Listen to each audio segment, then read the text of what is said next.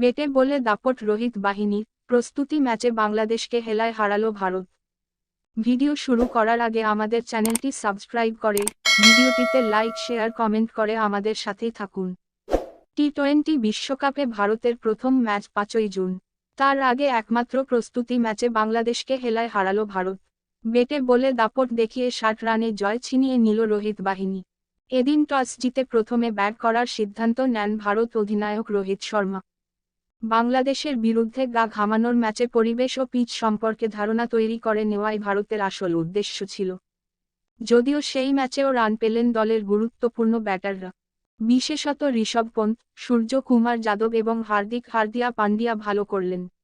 বাংলাদেশের হয়ে মেহদি হাসান, শরীফুল ইসলাম মাহমুদুল্লাহ একটি করে উইকেট পেলেও কাবু করতে পারেননি ভারতীয় দলের ব্যাটারদের। জবাবে ব্যাট করতে নেমে শুরুতেই ধাক্কা লাগে বাংলাদেশ শিবিরে।